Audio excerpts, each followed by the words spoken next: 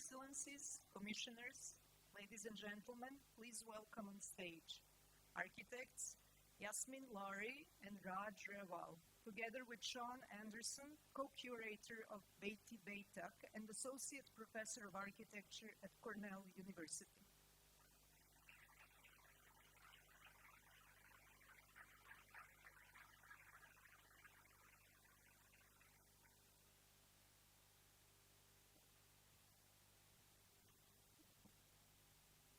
Assalamu alaikum. Buonasera, bonsoir, good evening, greetings, and welcome. Your Excellency, it's a great pleasure, a great honor to join all of us here, all of our neighbors, all of our friends, our guests this evening. It has been an extraordinary journey these past several months to create, to imagine, to build, and to fabricate an exhibition which I welcome all of you to join us upstairs after this event. Before we begin this amazing conversation with my friends and mentors, I do have to acknowledge the exceptional work of the many people who made our exhibition upstairs and the spectacular pavilion in the Giardini possible. And I just wanted to give them all a round of applause.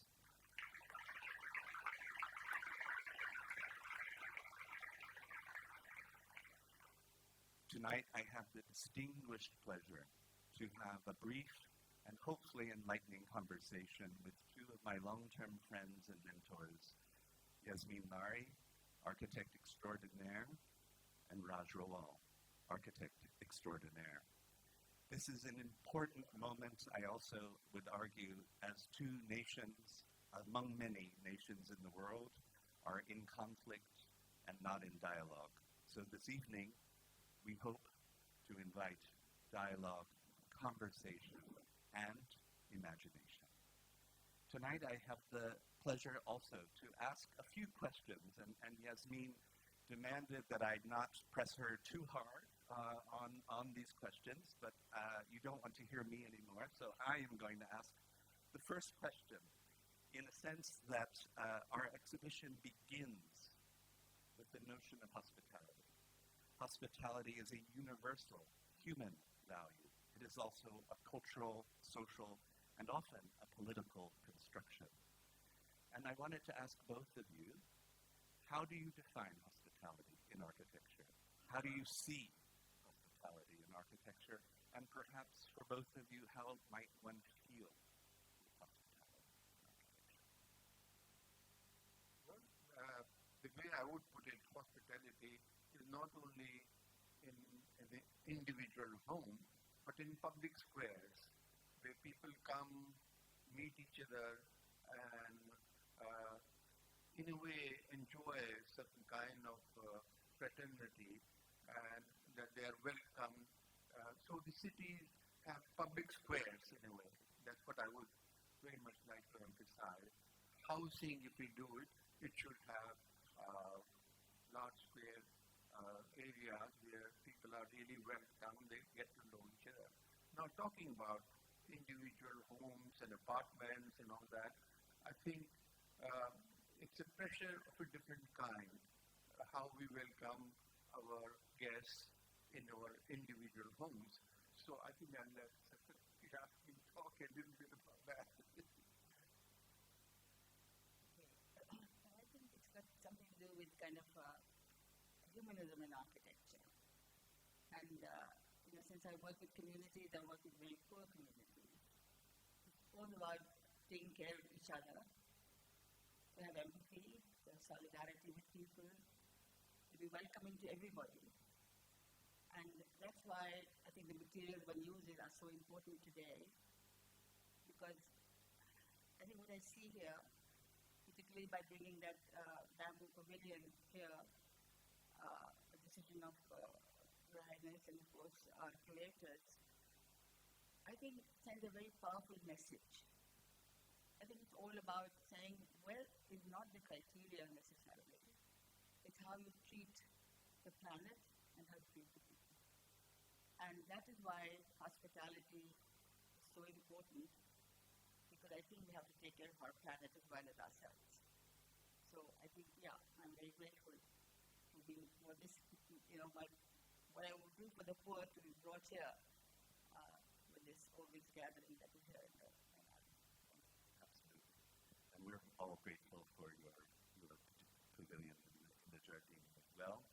And those of you who are fortunate enough to share in the traditional Arabic form of hospitality with coffee and dates also can attest to the notion that hospitality and care for each other comes at both the smallest scale as well as the largest, in terms of even imagining a city such as Doha as a welcoming city and nation for everyone.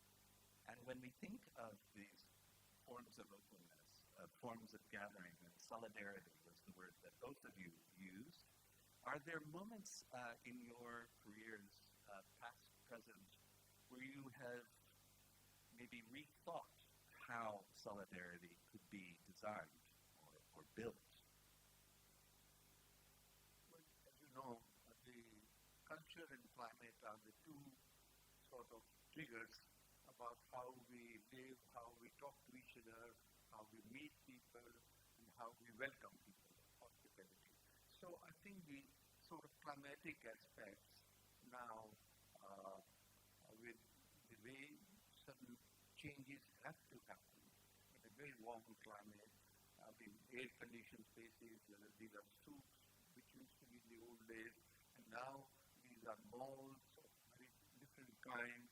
So I think I would suggest that in terms of our architectural value, it's very important that we sort of build in such a manner that very ordinary people don't feel that they are excluded from it. The gated communities is what is happening.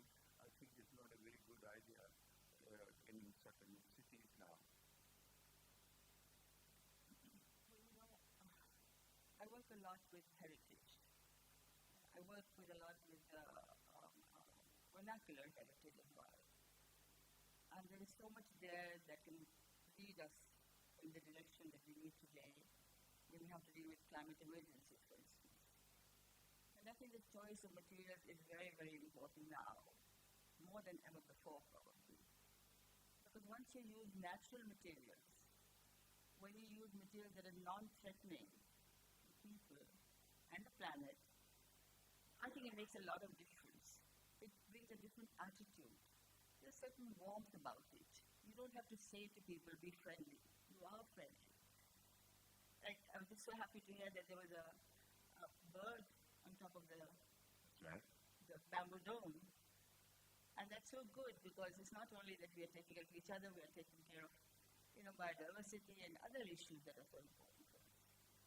So I think as architects particularly, I feel that we have to use our design ability and perhaps do more for people who don't have much.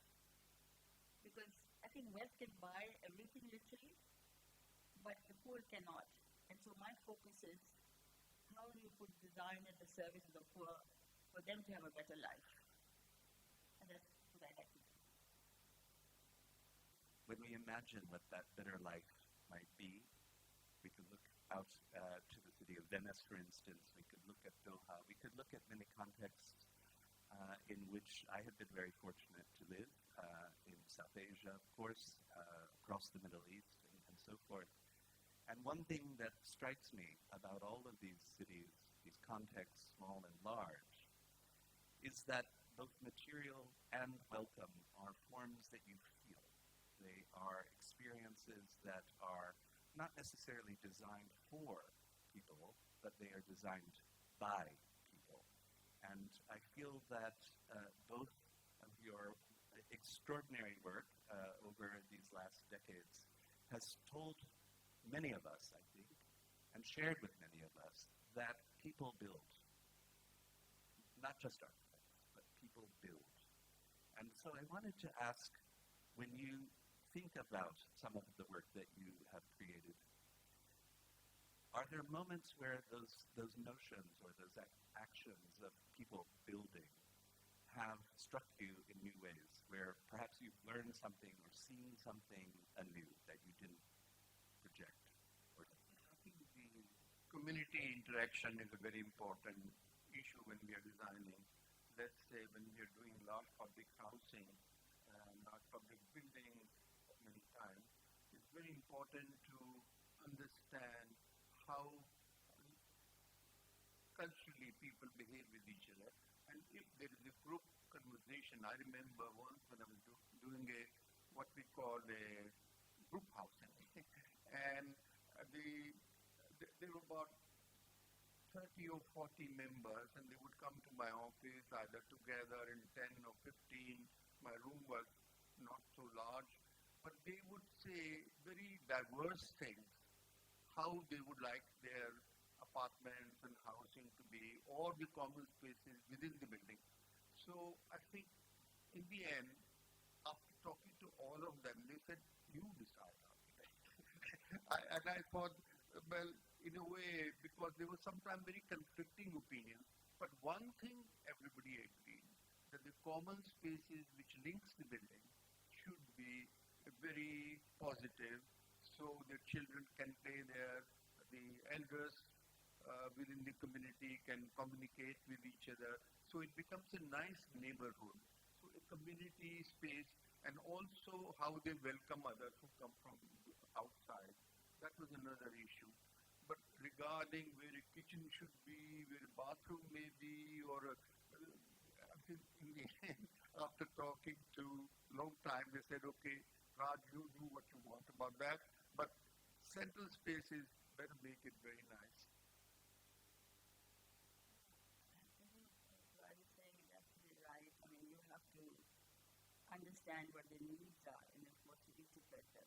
And since I had the chance to do some social housing a long time back, what is it, I think 60 years ago, I don't know when, I think it was the women's voices that I heard and I designed accordingly. Because for me, they're very important. They're the ones who spend their time in the house. And so that was the experience with the social housing, which is commissioned, which of course most architects do. But now that I've kind of become an activist, I work with communities, and then there's participative kind of way of working. And I see it's a flowering of their own creativity. It's like giving agency to women who never had it before. They express themselves in a way that I never imagined. And because I work with mud, and like Khatam Fateh has done such wonderful work, I mean, I think he leads us all. And the women just decorate everything with those very mundane materials, but there's so much creativity and there's so much kind of expression of their own kind of self. Like they decorate them, it's like depicting a garden that they never had. Or they do these sculpted figures of peacocks, these celestial figures that they just had them in their graves. And that's kind of, somehow take them away from the oppressive environment that they're living. So I think that somehow, for me, it's been a wonderful kind of wakening up, if you like, to say it's not something that we can give to them, it's something that they give to us. And that's been very important for me, the work that I do. I remember the first time that we met, Yasmeen, and you said, why would you ever want me to look at my public housing projects? And I said, Yasmeen, these are significant. These are incredible moments in architectural history, but also Pakistani history, in which women and the presence of women's voices would be recentered in space. And I think that that is something that is so extraordinary now on behalf of the Biennale and of Qatar, to have a strong woman architect now designing a pavilion, a new pavilion in the Giardini.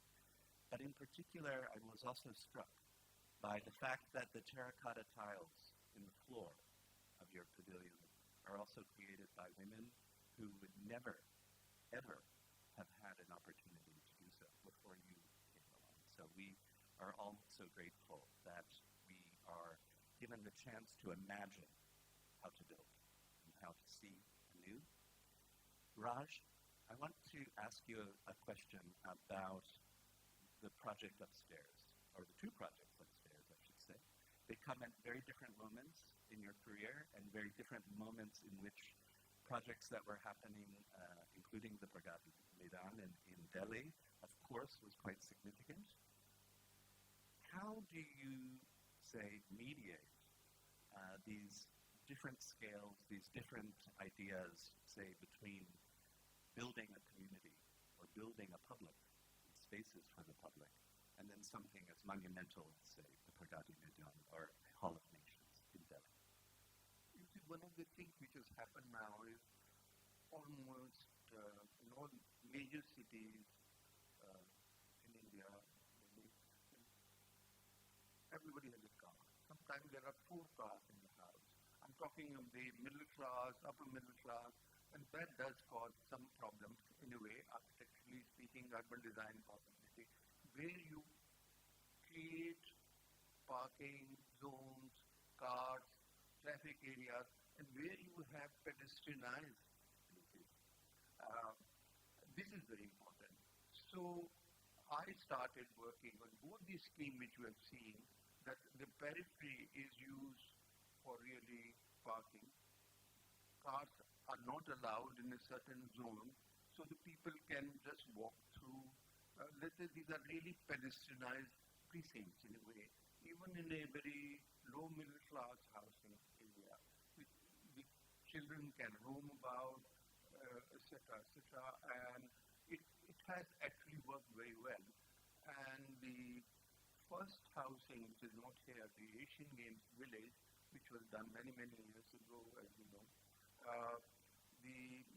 when it was presented to the MIT, somebody said this is the one major difference from the Corbusian idea of building apartments, which is going up, but spread on what is called the low-rise high-density scheme. So both these schemes which are there, done at very different areas, very different time spans, at least follow this principle that they must be pedestrianized precincts within which the people can move around. Of course, we are in a city where that's a very good lessons for that, but this is exactly what I've been trying to do, change these housing spaces. Back to our old town in Qatar, or the medieval town here. There is that sense of coming together because of the fact that there's narrow streets, they are sheltering from the sun, the kind of feeling of community being together with one. There's so many lessons from the past that I think we need to take into account.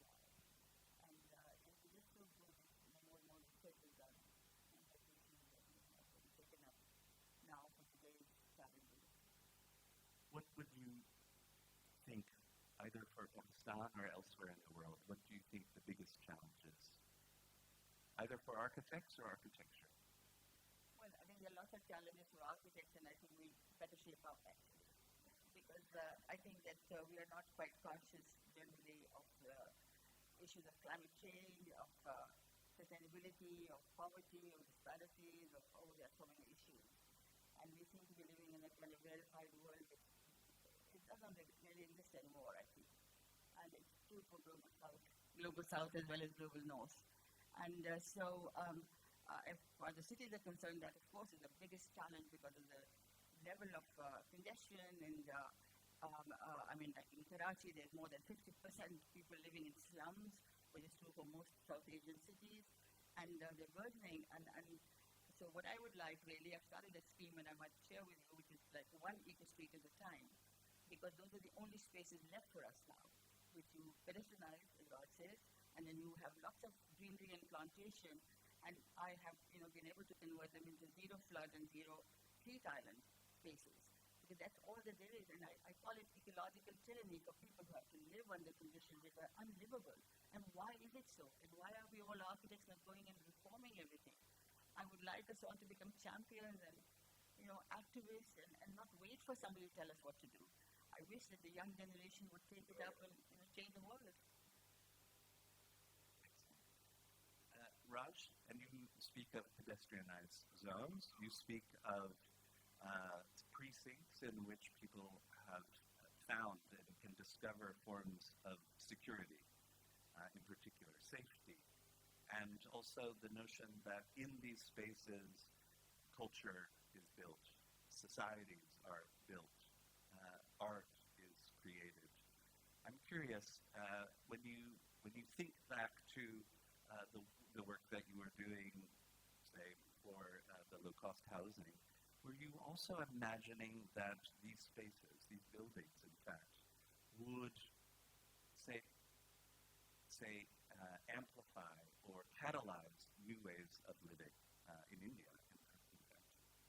Well, I think, let's say, sometimes one designs, let's say, um, within a housing scheme, a electric substation, but I created steps around it. So it was a kind of space which you may say could be used for theatrical evenings, song and dance programs to be held there.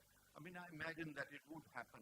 And actually, I was so surprised that many years young uh, children, and when they grew up, somebody came to me and he said, we used to have a drama there, we used so-and-so plays there, etc., etc. So actually, people, the community, begin to use these spaces in a manner you might imagine that may happen or may not happen. This is one thing. But now, I think one of the things you would agree with me, there is such a fantastic change happening. I mean, we are now beginning to live in a world where there's, let's say, every few years, things are happening. Migrant labor is one particular situation in our cities. The other thing which is very much begin to be problematic is that the certain conflict within the societies, in a way, how to manage them, because these are the negative aspects in a way. The positive aspects are that, okay, we have the technology now, which can solve a lot of problems. And as Yasmeen said, sustainability is a very important issue now. How we manage our cities, large spaces, and all that. And how we reconvert our very big cities like Bombay or Delhi or wonderful cities in Rajasthan, now which is totally walkable, but now everybody has a motorcycle and you are so worried that you might be hit by somebody. So how to create a situation where these people can learn to live with their new tools, in a way, and they still create a harmonious environment, a society, etc. So that is a big challenge. I like this idea that space, not just building, but space, the creation of new space, the creation of new stories in space, can allow for a tool set for which every person has access to build and to think in new ways. Yasmeen, do you find that when you work in Sindh, for instance, and when you are working in these more remote communities, that they too have similar desires, similar requests, similar needs that we might find in the more dense cities of Mumbai or Delhi? Absolutely. I think, everywhere, culture plays a very important role.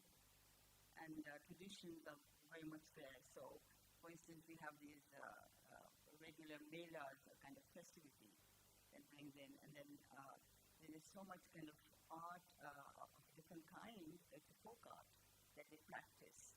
And it happens there. But I think what's happening in urban areas also is something interesting, because with the eco-streets particularly, they're like community commons. We had commons in most cities, and they're all lost now because the powerful groups have taken over. So the streets are my new community commons. And especially when I'm working with the slum area, it's taken over by kids who are now painting in that particular street. Women are beginning to grow their vegetables in the forest, the street forest we've created. So really, when the community starts taking over, it starts to have its own life. That's what we need to do, is to give over control. And then everything happens. To me, it's not sustainability writ large, but it's forms of social sustainability. that we can create interactions, forms of hospitality, forms of welcome between one another, but also amongst each other and for each other very much. That architecture plays that role, not just as a mirror, but also as a medium through which we can live and think differently as well. I noticed the time. I wanted to conclude with one last question for both of you. And I wanted to ask something perhaps a little bit simple. Do you have one building, it could be yours, it could be someone else's, that you feel has changed the way you think about architecture, that has changed the way that you imagine space, that changed the way that you yourself as architects and as thinkers have forwarded your own lives and careers? That's a very difficult question to answer. Well, often I'm asked by architects and students when I'm talking to them, which is one of my buildings, which I prefer most. And my question is, it's like asking a mother, which of your children you like more. So I think I don't want to answer that question at all. Well, because I gave up being a kind of elitist architect, and I started to work with the communities and with the poor people. So my favorite one is really it's called the Pakistan Chula. It's an urban stove, which is on a platform, and something like 1 million of those have been built by women themselves. And that is the best expression of their own creativity, but each one is unique, each one is different. And it just it has really given them agency and pride and respect in society. And I mean, there's just so much that's happened with it, and dignity, which is, I think, the right of everybody, but not for the many people have it. So that is my favorite one, quite my own. It's a kind of co-creation. So there it is. I mean, you use the word dignity. I think it's an essential idea. We might all perhaps have our own definition, our own even experience of what dignity can be and what dignity is. And I feel that in both of your cases, you, through your thinking, through your practices, have really shown us and shown the world and shown your respective countries what dignity can be through architecture. Because dignity is also, I would argue, a form of hospitality and welcome, because it acknowledges and it signifies that I respect you and you respect me and we respect each other through the very forms that we inhabit and use. So I wanted to conclude just with my profound thanks, and I wanted to acknowledge my co-curator, Aurélien Lemonnier, whose work with me has just been essential on this exhibition and has brought so many new ideas to thinking with both of you as well and your projects. And I wanted to welcome all of you once again upstairs and in the Giardini for Beyti Beytak. My home is your home, la mia casa è la tua casa. Grazie, buona serata, shukran.